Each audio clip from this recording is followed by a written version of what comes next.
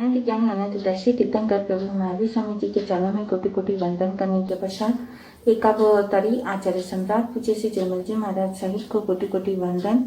जय कचातिपति बारे पटतक आचार्य प्रभु श्री पार्श्वचंद्र जी महाराज सहित अप्रमद साधक उपाध्याय प्रभु श्री गुणवंत चंद्र जी महाराज सहित ऐसे जय समय मार्ग के प्रारंभ करता पीछे के लिए डॉक्टर श्री पदम चंद्र जी महाराज साहिब आदि सभी गुरु भगवंतों के चरणों में कोटि कोटि वंदन करने के पश्चात गुरुदेव की आज्ञा से आत्मा बंधुओं अनंत ज्ञानी अनंत दर्शी तीर्थंकर प्रभु महावीर स्वामी की वाणी आज हमारे समक्ष आगमों के रूप में है।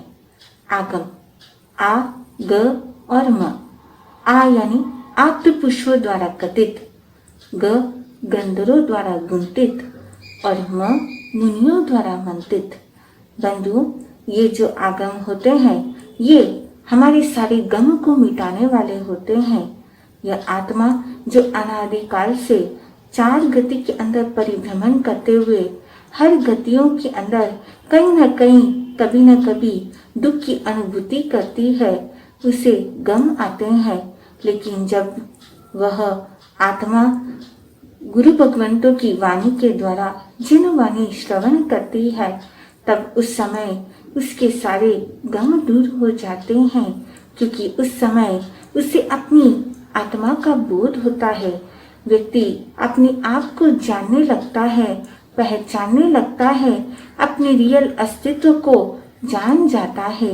बंधुओं, परिश्रम के जो दिन है वो हमें अपने आप को जानने का एक मौका देती है। ये आगम का वांचन परिश्रम के पर्वत दिनों के अंदर किया जाता है। लेकिन कौन सा आगम किया जाता है? कुछ आगम बहुत बड़े हैं, जैसे भगवती सूत्र जो बहुत बड़ा आगम है। अगर परिश्रम के समय इस आगम का पठन पाठन किया जाए तो जो परिश्रम के 8 दिन हैं वो बस नहीं होते हैं। कुछ आगम बहुत ही छोटे हैं।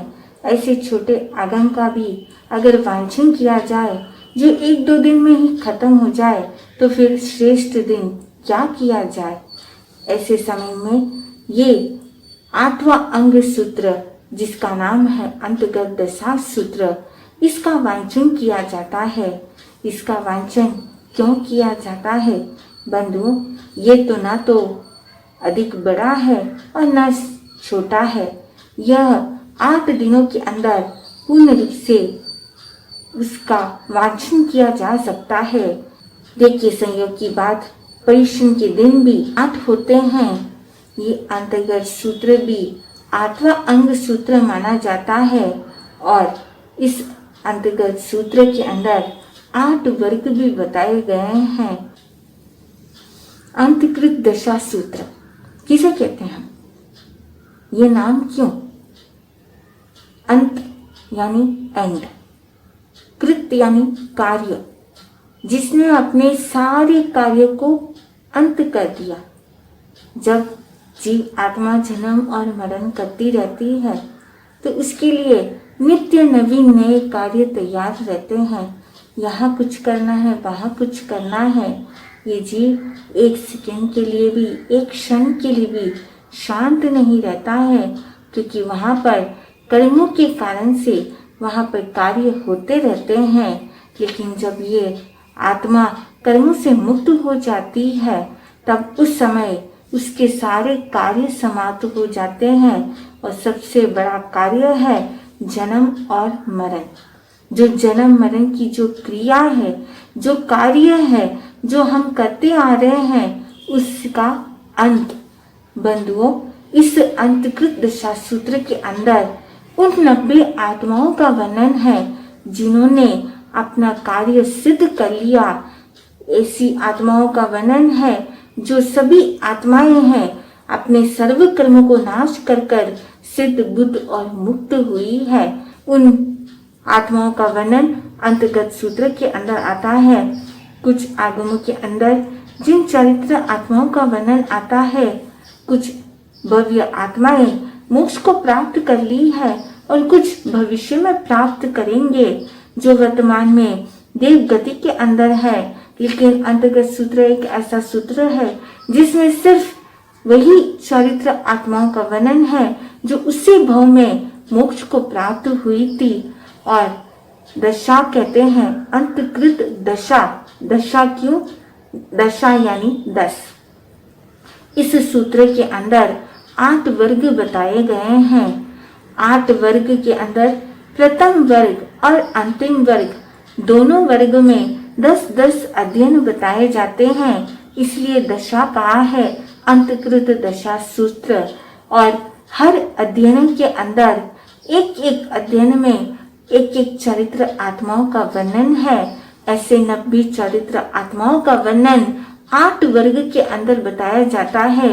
जैसे प्रथम वर्ग के अंदर 10, दूसरे वर्ग के अंदर 8, तीसरे वर्ग में 13, चौथे वर्ग में 10 और 5वें वर्ग में 10।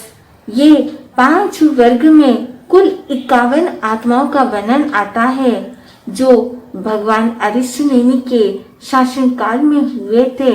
और पीछे के जो 3 वर्ग हैं, उन 3 वर्ग में भगवान महावीर स्वामी के शासन काल में हुए 39 चरित्र आत्माओं का वर्णन आता है। छठे वर्ग के अंदर 16 चरित्र आत्माओं का वर्णन आता है। 7वें में 13 और 8वें में 10। ये कुल 39 आत्माओं का वर्णन उस पीछे के 3 वर्ग में आता है जो भगवान महावीर स्वामी के शासन काल में हुए थे। अंत के सूत्र की वासना कब, कहाँ और किसके द्वारा हुई थी? चतुर्थ आर्य के अंत समय में आर्य सुधर्मा स्वामी के द्वारा जम्बू स्वामी के पूछने पर इस सूत्र की वासना चंपा नगरी के अंदर हुई थी। जिस चंपा नगरी का राजा कोनिक था, जो राजा श्रेणिक का पुत्र था। राजा श्रेणिक की राजधानी राजगृह नगरी थी। और यहाँ हमको सुनने को मिला कि उस चंपा नगरी का राजा कोनिक था। जो कोनिक राजा श्रेणिक का पुत्र है, उसकी राजधानी चंपा नगरी, यह कैसे हो सकती है? जो पिता की राजधानी होती है वही पुत्र की भी होती है। तो यहाँ पर इसमें परिवर्तन क्यों? इसके पीछे कारण क्या है? इस चंपा नगरी का निर्माण कैसे होता है? पूर्व की घटना है। राजा श्रेणिक के मन में एक बार विचार आता है कि मेरे पिता को अपने राज्य के प्रति कितनी आसक्ति है, और इसी आसक्ति के कारण तो वे हमें राज्य अभिषेक भी तो नहीं कर रहे हैं। और अगर ऐसा चलता रहा तो कहीं मैं वृद्ध न हो जाऊं। मुझे कुछ न कुछ उपाय सोचना होगा। और राजा श्रेणिक के प्रति उस समय उसके मन में ऐसे भाव आए। देखिए, एक पुत्र अपने पिता के प्रति कैसे भाव लेके आ रहा है। वहां पर स्वार्थ की पूर्ति नहीं होती है, लोभ का जन्म होता है। तब उस समय वो सारे उपकारों को भूल जाते हैं, सारे रिश्ते नाते भूल जाते हैं। बंधुओं, उस समय वह कोनिक, जिसके मन में अपने पिता के प्रति ऐसी दुर्भावना आती है कि वो मुझे राज्य नहीं दे रहे हैं। बंधुओं, सबसे पहले ये कामना आनी ही बुरी बात है। जब पिता को सही लगेगा कि अब मेरा पुत्र योग्य हो चुका है, मुझे सारा कार्यभार उसको सौंपना है, तब पिता स्वयं उस कार्यभार को सौंप देंगे। लेकिन उसके पहले अगर उतावले हो जाते हैं, धैर्यता नहीं रहती है, तब मन में ऐसे कटु विचार आते हैं। जिस पिता के प्रति प्रेम की भावना होनी चाहिए, जिस पिता के प्रति श्रद्धा की भावना होनी चाहिए, वहां पर उसी पिता के प्रति वह मन में द्वेष भाव लेके आता है।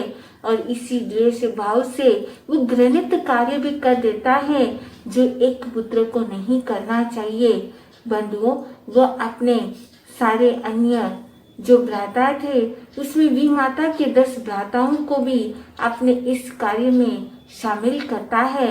उन्हें भी वही लोभ देता है और कहता है कि हम इस राज्य का 11 बंटवारा कर देंगे और सभी एक राज्य ले लेंगे। वे भी लोभ में आ जाते हैं और कहते हैं कि इसके लिए ये सब कुछ मैं करूँगा, लेकिन मुझे तुम लोगों की थोड़ी सहायता चाहिए और उसके लिए सबसे पहले हमें यहाँ के सेनापति, मंत्री आदि को अपने वश में करना होगा। और वैसे ही लोभ से उस कोनिक ने सबको अपने वश में कर लिया था। सिर्फ एक हलविहल नाम का कुमार को छोड़कर सब उसकी बातों में आ गए थे, उसकी बोतल में उतर गए, क्योंकि वहां तो पैसा दिख रहा था। लोभ के कारण से वे भी सब उस कार्य को, घृणित कार्य को करने लग जाते हैं और आखिर में वह कोनिक अपने पिता को बंदी बना देता है। बंधुओं, जिस समय मंत्री अभय कुमार थे, तब उस समय मंत्री अभय कुमार वो इतने अच्छे से पूरे राज्य को संभालते थे, और अगर आज उस समय ये मंत्री अभय कुमार होते तो ऐसा घृणित कार्य कभी भी कोनिक नहीं कर पाता था, उसका कार्य सफल ही नहीं हो पाता था। लेकिन अब सफल हो गया और वो अपने पिता को बंदी बनाया। देखिए, सिर्फ बंदी ही नहीं बनाया, बंदी बनाने के पश्चात प्रतिदिन 500 कोड़ियों की मार अपने पिता को देता था। 500 बार अपने कोड़ियों से पिता के पीठ पर वार करता था। सोचिए, कितना निर्दयी, कितना निर्लज्ज वह पुत्र, जो अपने पिता के बारे में ऐसी दुर्भावना रखता है, अपने पिता को तकलीफ देता है। जो पिता अपने सारी तकलीफों को भूलकर अपने पुत्र के लिए सब कुछ गंवा देते हैं, अपने पुत्र के लिए, उसके पुत्र वात्सल्यता के कारण से उनकी हर भावनाओं का ध्यान रखते हैं, उस समय ये नहीं सोचते हैं कि मैं क्यों ऐसा करूं। वहां पर तकलीफ स्वयं देख लेते हैं, लेकिन अपनी संतान को कभी तकलीफ नहीं देने देते हैं। लेकिन यहाँ इस पुत्र को अपने पिता के प्रति ऐसी भावना क्यों है, और इसके पीछे कारण क्या है, आप जानते हैं? बंधुओं, कोई भी कार्य होता है तो उसके पीछे कुछ न कुछ कारण अवश्य होता है, लेकिन इसके पीछे कारण क्या है? कारण है पूर्वपर संबंध, जहाँ पूर्व भव का वैरानुबंध उदय में आ जाता है। इसी के कारण से वह व्यक्ति, वह जीव दूसरों के प्रति वैसे ही भाव जोड़ता है। किसी के साथ भी हमारा रिश्ता जुड़ता है तो भी दो कारणों से ही जुड़ता है, या तो पूर्व भव के राग भाव के कारण से, या पूर्व भव के द्वेष भाव के कारण से। किसी से किसी का बदला लेना होता है तो उस द्वेष बुद्धि के कारण से भी वो वहां पर उसके परिवार में जन्म ले लेता है, रिश्ता जुड़ जाता है। और अगर द्वेष भाव नहीं तो राग भाव के कारण से, प्रीति भाव के कारण से वो रिश्ता जुड़ जाता है। यहाँ जो कोनिक और राजा श्रेणी का जो पिता पुत्र का रिश्ता जुड़ा था, वो पूर्व भव के द्वेष भाव के कारण से, वैरानुबंध के कारण से हुआ ऐसा। जो कोनिक का जीव था वह पूर्व भव में एक तापस था। वह मास खमन की तपस्या करता था, और तपस्या के पाने में वह एक ही घर में पाने के लिए जाता था। उस समय एक बार राजा श्रेणिक भ्रमण करते हुए वहां आते हैं, और तब उन्होंने तापस को देखा। श्रद्धा भाव से तापस को विनती की कि आप मेरे घर पाने के लिए पधारे। तब तापस ने कहा कि आप तो इतने व्यस्त रहते हैं, कहीं थोड़ी सी भी भूल चूक हो गई तो मेरा तपस्या वापस आगे बढ़ जाएगी, या मैं पाने के अंदर एक ही घर में जाता हूँ, अगर वहां पर भी कुछ प्राप्त नहीं हुआ, मिला नहीं, तो वापस मास गमन करता हूँ, इसलिए आप रहने दीजिए। लेकिन राजा श्रेणी की भावना थी, बार बार आग्रह करने पर तापस उन्हें स्वीकृति दे देते हैं। मास गमन की तपस्या पूर्ण होती है और वो तापस आते हैं घर, राजा के घर, राजमहल के अंदर। पाने के लिए जब वहाँ आए, तब उस समय उस राज्य के अंदर पुत्र जन्मोत्सव की तैयारियां चल रही थी, महोत्सव चल रहा था। और ऐसे समय में सब लोग अस्त व्यस्त मस्त थे, तो किसी को भी तापस के आने का ध्यान नहीं रहा, सब कुछ भूल गए। थोड़ी देर के पश्चात जब राजा शनि को याद आया तो पश्चाताप हुआ। वो जाकर तापस के पास में जाकर क्षमा मांगी और क्षमा मांगकर पुनः निवेदन किया कि आप मेरे घर पाने के लिए आना। तापस मना करते हैं, लेकिन राजा श्रेणी की बार बार आग्रह होने पर स्वीकृति दे देते हैं। दूसरा मास गमन भी पूर्ण होता है। दूसरा मास गमन पूर्ण होने के बाद वह फिर से राजा श्रेणी के वहां पाने के लिए जाता है। इस बार राजा श्रेणिक विजय उत्सव के लिए चले जाते हैं, तो वहां पर फिर से चूक हो जाती है और यह चूक के कारण से वो तापस फिर से पानी नहीं कर पाते हैं। एक बार हुआ, दो बार हुआ, 3 बार 4 बार जब हुआ, तब राजा श्रेणिक के प्रति उस तापस को मन में क्रोध भाव जागृत हुआ कि ये तो दुष्ट है, दुर्बुद्धि है, ये जानबूझकर मेरे साथ ऐसा करता है, ये अकाल में ही मुझे मारना चाहता है। मेरी इस भव के सद प्रभाव से मैं उसके लिए अगले भव में दुखदायी बनूं, कष्टदायी बनूं। बंधुओं, कर लिया निदान। निदान करने पर व्यक्ति अपनी सारी करनी को बेच देता है और इसी निदान को करते हुए वो तापस का जीव राजा श्रेणी की रानी चेलना के उदर में उत्पन्न होता है। मन के अंदर ऐसे वैर भाव जुड़ जाते हैं। आपको भी नहीं पता होता, हमें भी नहीं पता होता कब किस समय कौन सी चीज से कैसे भाव आ जाते हैं, हम स्वयं नहीं जानते हैं। लेकिन अगर आप अपने भावों को बार बार देखते रहिए, परीक्षा करते रहते हैं, तो वहाँ पर उस भाव के अंदर निर्मलता आ जाती है। अपने भावों को बार बार मापदंड करना चाहिए। जैसे एक मुसाफिर जब वह चलता है, चलते चलते रात्रि के समय वो जब विश्राम करता है, तो उसके पूर्व वह सोचता है कि वो कितनी दूर चलकर आया है और आगे कितनी दूर उसको जाना है। सब कुछ पहले से ही प्लान करता है। तो वहाँ पर इसी तरह से हमें भी यह चिंतन करना है कि पूर्व के अंदर मैं कितना आगे बढ़ी हूँ और आगे मुझे कितना आगे चलना है, आगे कितना बढ़ना है। और अगर ये बात अपनी स्मृति में रहती है तो कोई भी गलत कार्य हम नहीं करेंगे। हमें बार बार यही, हमें अपनी मंजिल ही हमें आगे बढ़ाएगी, इन सारी चीज़ों से ऊपर उठा देगी। वहाँ पर जरूरत होती है कि हम अपने चिंतन को बार बार देखें, परीक्षा करें। बंधुओं, वहाँ पर ये संबंध जुड़ गया वैर भाव का। वैर का बदला लेने के लिए वह उसी राजा सैनिक का पुत्र के रूप में जन्म लेता है। बंधुओं, राजा कोनिक ने अपने पिता को बंदी बना दिया था और उस समय किसी को भी उनसे मिलने के लिए नहीं देता था। रानी चेलना जब वह अपने पुत्र से कहती है, तब उस समय अपनी माता के प्रति अति प्रेम भाव होने के कारण से वो मना नहीं कर पाया और वह उन्हें आज्ञा दे देता है मिलने के लिए। रानी चेलना को यहाँ राजा श्रेणी का यह दुख देखा नहीं गया। वह प्रतिदिन अपने पति से मिलने के लिए जाती थी। आज की तरह नहीं, जहाँ हाई बाई किया जाता है। वह अपने पति से मिलने गई थी।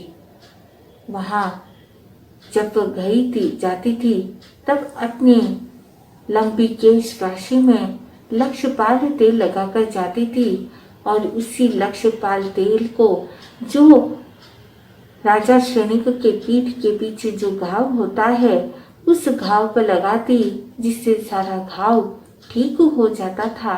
और साथ में वह रानी चेलना अपने साथ में मोदक द्रव्य लेके जाती थी।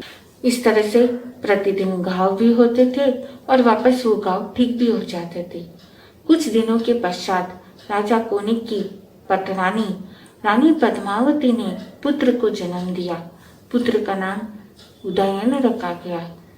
एक बार जब राजा कोनिक भोजन करने के लिए बैठा था, तब उस समय उनका पुत्र उनकी गोद में आकर बैठ जाता है, स्वयं खाते हैं और अपने को पुत्र को भी खिलाते हैं।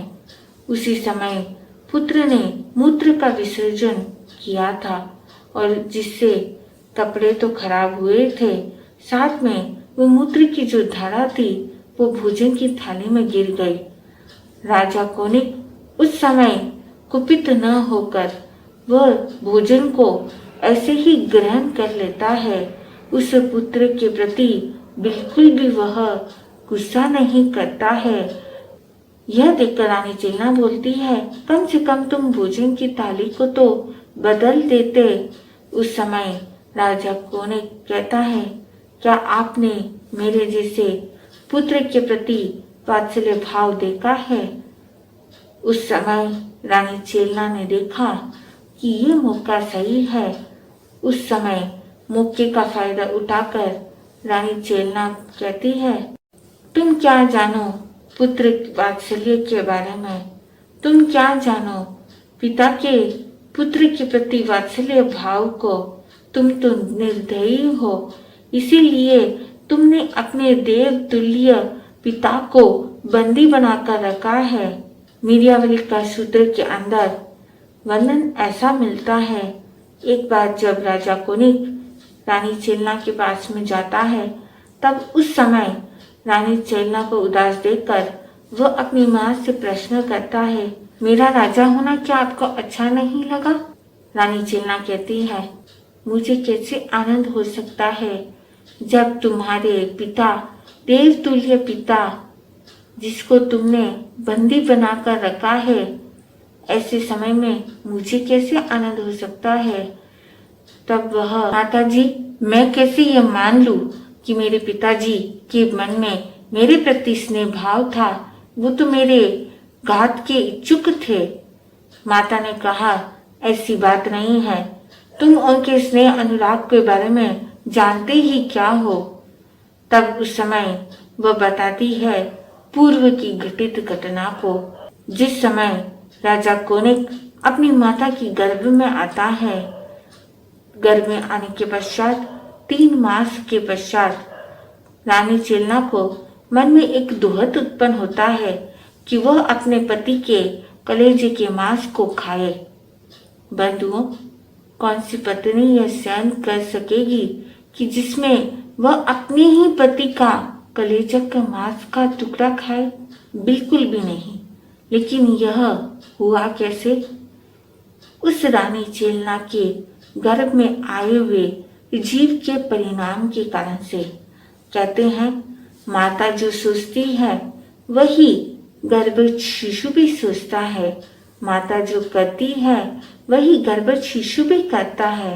माता की हर एक्टिविटीज का ऐसा इफेक्ट बच्चे के ऊपर आता है, तो वैसे ही बच्चे के जो परिणाम होते हैं, वैसे वही परिणाम माता को भी आते हैं। इसलिए गर्भकाल के समय स्त्री को कहा जाता है कि हमेशा अच्छा सोचना चाहिए, सत्य साहित्य का पाठन करना चाहिए, जिससे वो बालक के मन में, उस शिशु के मन में अच्छे विचार आए। उस समय राजा कोनिक के जीव जो अपनी माँ के गर्भ के अंदर था, पूर्व भाव के वैरानुभाव के कारण से उसके मन में ऐसे भाव आए थे और उसी का दोहद रानी चेलना को आता है कि वह अपने पति के कलेजे का मांस खाए। अब ये दोहद कैसे पूर्ण हो सकता है? उस समय वहां उस राज्य का मंत्री था अभय कुमार। अभय कुमार अपनी बुद्धि की कौशलता के कारण से वो कार्य को बहुत ही सुंदर रूप से संपन्न कर देता था।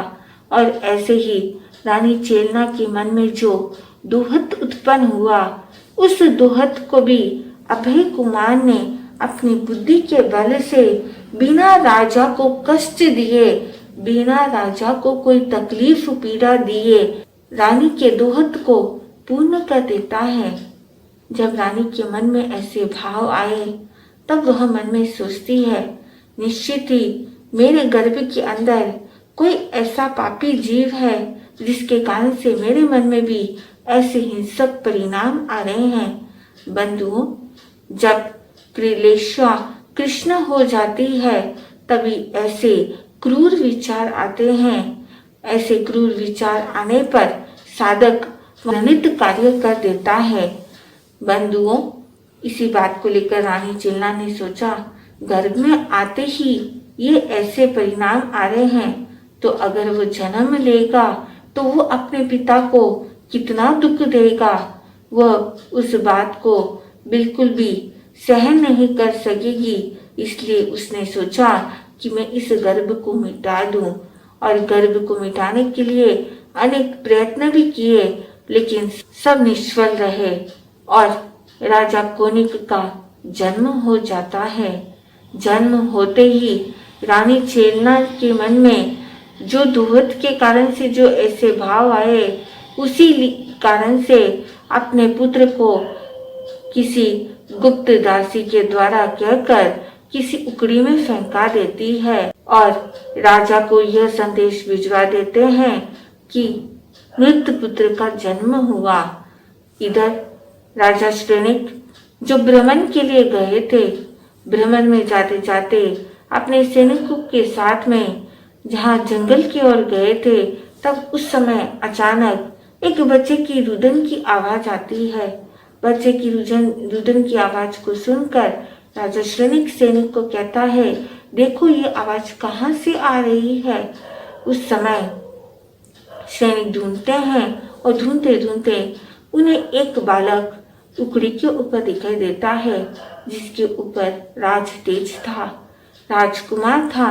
तो वास्तव में राज तेज होगा ही। वो बालक जिसके अंगुली के अग्र भाग में एक मुर्गे ने अपनी चोंच से कोनी कर दी थी, इसी के कारण से वह जो जो से रुदन कर रहा था। कहते हैं उस समय जब राजा श्रेणिक ने अपने पुत्र को देखा था, वह नहीं जानता था कि वो उसका पुत्र है, लेकिन खून को खींचता है। राजा उसे अपने महल में लेके आता है। यहाँ आते ही उसे सारी खबर, सारी जानकारी मिल जाती है। तब वह अपनी रानी को उपलम्बी देता है और कहता है, मेरे इस पुत्र का अच्छे राजताज से पालन पोषण किया जाए। बंधुओं, ये था पिता का अपने पुत्र के प्रति प्रेम। राजा श्रेणिक कुछ भी नहीं सोचता है और वह अपने पुत्र के प्रति वैसे ही वात्सल्य भाव रखता है। रानी चेलना राजा कोनिक को कहती है, जब तुम्हारे अंगुली के अग्रभाग में कुनी होने के कारण से जो घाव हो गया था, धूल कचरा लगने के कारण से वहां पर पीव हो गई थी, और इसी पीव के कारण से तुम्हें इतनी वेदना होती थी और तुम्हारी उस वेदना को तुम्हारे पिता सहन नहीं कर पाते थे। और इसी के कारण से जब भी तुम रोते थे तो उस समय वो जो भी कार्य करते थे, सब कुछ छोड़कर तेरे पास आकर सबसे पहले तुम्हारी अंगुली से उस पीप को चूसते और थूक कर फेंक देते थे। इस तरह से बार बार ऐसा करते थे, चाहे वो भोजन करने के लिए बैठे हो तब हो या चाहे वह गहरी निद्रा में हो। तुम्हारी एक रुदन की आवाज से वो तुरंत उठकर तुम्हारे पास आते थे। ऐसा था तुम्हारे पिता का अब तुम्हारे लिए इतना वात्सल्य भाव, लेकिन तुम हो जो अपने देव तुल्य पिता को इतना कष्ट दे रहे हो। एक नहीं, दो नहीं, एक तो तुमने उन्हें बंदी बना दिया और रोज 500 कोड़ी की मार स्वयं खुद अपने पिता को देता है। कि कैसी विडंबना। जब कोई किस बात को सुनता है तो आंसू की धारा बहने लग जाती है। सच्चाई का जब सामना होता है, सच्चाई जब सामने आती है, तब उस सच्चाई के प्रकटीकरण से सारे मन मुटाव दूर हो जाते हैं। पूर्व भव में भी उस तापस के मन में भी ऐसे विचार आ गया था, मिसअंडरस्टैंडिंग हो गई थी। उसने ऐसा सोचा कि वो मुझे कष्ट देना चाहता है, लेकिन राजा शनिक के मन में ऐसे कोई भाव नहीं थे। हम नहीं जानते हैं दूसरों के मन में क्या भाव होते हैं। हम खुद ही उसका डिसीजन ले लेते हैं। हम खुद ही ये सोच लेते हैं कि ये मेरे बारे में अच्छा सोचता है, ये मेरे बारे में बुरा सोचता है। कोई क्या भी सोचता है, लेकिन हमेशा ये याद रखना कि हमें सबके लिए, सबके प्रति अच्छा ही सोचना है। चाहे कोई हमारा बुरा सोचे या अच्छा सोचे, हम तो नहीं जानते हैं। हमारे अंदर इतना ज्ञान नहीं है कि उनके मनोभाव को हम पकड़ सके। सत्य तो केवल ही जानते हैं, लेकिन एक बात तो हमें यह हमेशा जान लेनी चाहिए कि चाहे कैसी भी स्थिति हो, कैसी भी परिस्थिति हो, कभी भी किसी के प्रति ऐसे मन में विचार नहीं आने चाहिए, शंका उत्पन्न नहीं होनी चाहिए। हर बार, हर पल यही चिंतन कीजिए कि वह मेरे लिए अच्छा ही सोचता है। अगर आप ये चिंतन करोगे, पॉजिटिव सोचोगे, तो आपके साथ में पॉजिटिव ही होगा और इसके साथ में हमारा मन कितना हल्का होगा। कभी कभी जब व्यक्ति के मन में ऐसी शंकाएं पैदा हो जाती है, तब वह नाना प्रकार के सोच के कारण से वो चिंतित रहता है और ये चिंता अनेक बीमारियों को भी जन्म देती है। लेकिन अगर वो सोच अपनी पॉजिटिव रखे, हर बार अच्छा ही अच्छा सोचे, तो उसके साथ कभी बुरा होने वाला नहीं है। बंधुओं, राजा कोनिक ने जब ये बात सुनी, तब उसे रहा नहीं गया और वह सोचा कि मैंने बहुत बड़ी गलती कर ली। मैंने ऐसे कैसे सोच लिया कि मेरे पिता मेरे साथ में ऐसा करना चाहते हैं। वास्तव में वो तो ऐसा कुछ भी करना नहीं चाहते थे। मैंने ही अपनी भ्रांति मन में बैठा ली कि वो मेरे साथ ऐसा करना चाहते हैं। ये तो पूर्व भव के वैर के संबंध के कारण से ऐसे भाव राजा कोनिक के मन में आए थे। लेकिन जब पूर्व भव का वैर समाप्त हुआ, वो घड़ियां खत्म हुई, तो ऑटोमेटिकली मन के अंदर भी परिवर्तन आया और परिवर्तन आते ही उसने विचार किया, अब मैं एक क्षण, एक पल के लिए भी देरी नहीं करूंगा। मैं स्वयं जाता हूँ अपने पिता के पास में, उनको बंदी मुक्त कराता हूँ और इस राज सिंहासन पर पुनः बैठाता हूँ। मुझे किसी प्रकार की राज्य की कोई लालसा नहीं है। वह तुरंत रसोई घर में पड़ी उस कुल्हाड़ी को लेकर वह जाता है। उसने सोचा, अब मैं कब कहाँ किसको बुलाऊं, मैं खुद ही जाकर उस बंधनों को मुक्त कर देता हूँ। राजा शनिक की नजर जब राजा कोनिक पर पड़ी, तो उसने देखा कि रोज तो चाबुक के द्वारा मुझे मारता था, आज ये कुल्हाड़ी लेके आया है। इस दुष्ट के हाथों से मैं मरण को प्राप्त करूं। इससे अच्छा तो है कि मैं स्वयं ही मर जाऊं और अपने अंगूठी के अंदर जो ताल पुष्ट विष था, उस विष को चूस लेता है और उसी समय मृत्यु की प्राप्ति हो जाती है। कहाँ वो राजा शनिक का जीव जो आने वाले भव में तीर्थंकर बनने वाला था, वह कार्य कर कर नरक गति में गया। बंधुओं, जैसे परिणाम होते हैं आयुष्य बंद के समय, वही सेम परिणाम अंतिम समय में भी आते हैं। राजा शनिक का आयुष्य का बंद नरक गति का हुआ था, इसीलिए अंत समय में भी ऐसे ही भाव आए थे। वहां वह भी उस समय अच्छा सोच सकता था, लेकिन वह लेश्या उस समय, अंतिम समय की जो लेश्या होती है, वो उसके भावों को परिवर्तित करती है और वह अपने आत्मघात कर देता है। आत्मघात करो या अन्य किसी जीवों का घात करो, ऐसे पंचेंद्रिय जीवों का घात करने वाला नरक गति में जाता है।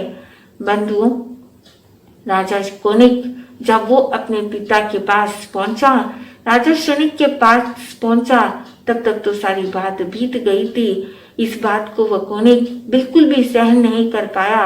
रोता रहा, रोता रहा, रोता रहा और बेहोश हो जाता है। थोड़ी देर होश आने के पश्चात सारी क्रियाएं की जाती है बंधुओं, लेकिन राजा कोनिक का मन अब राज्य में बिल्कुल नहीं लगता है।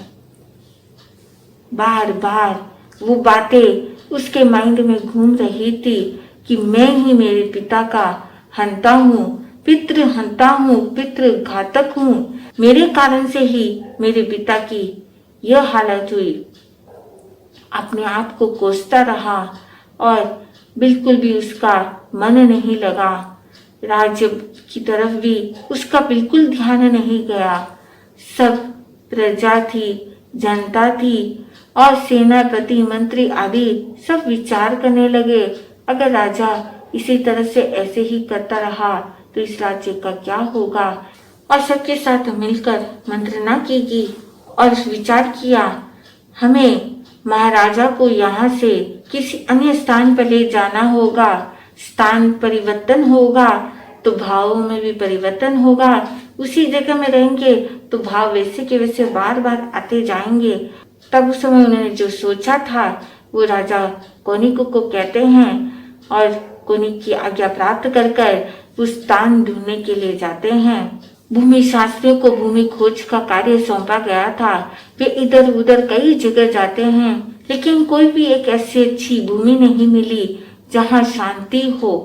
इसी तरह से भ्रमण करते हुए जब थक गए थे तो उन्होंने सोचा थोड़ा विश्राम कर लेते हैं।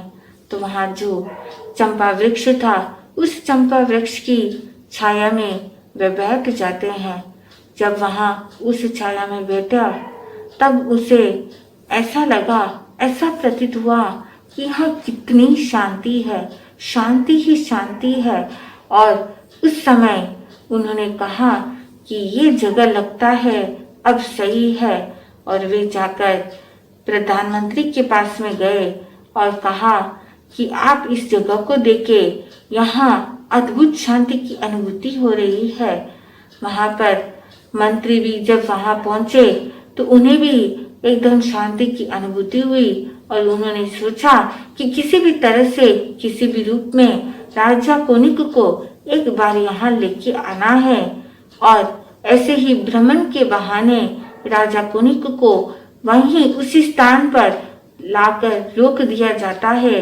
उस छाया में जैसे ही राजा कोनिक बैठते हैं तो उनको एकदम शांति की अनुभूति होती है, एकदम अच्छा लगता है। उस समय मंत्री कहते हैं क्या इस स्थान में नगरी का निर्माण किया जाए। तब राजा कोनिक आज्ञा दे देता है और वहीं पर उसी जगह पर नगरी का निर्माण होता है। चंपा वृक्ष के पास होने के कारण से उस नगरी का नाम चंपा नगरी रखा गया था।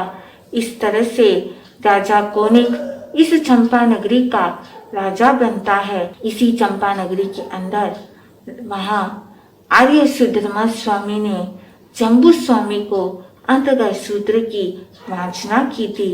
इस अंतर्गत सूत्र के प्रथम वर्ग के अंदर 10 राजकुमारों का वर्णन है। गौतम कुमार आदि ये 10 राजकुमार अंधक विष्णु राजा और धनी माता के पुत्र थे। और वैसे ही 8 राजकुमारों का वर्णन द्वितीय वर्ग के अंदर आते हैं। वे भी अंधक विष्णु राजा के पुत्र और धनी माता के पुत्र थे। ऐसे 18 राजकुमारों का वर्णन आता है। भगवान नेमिनाथ भव्य जीवों को कल्याण करने के लिए द्वारिका नगरी में पधारते हैं। वह द्वारिका नगरी, इसका निर्माण कैसे होता है, उसके पूर्व की क्या घटना है, इसको जानने के लिए देखिए अगला अंक।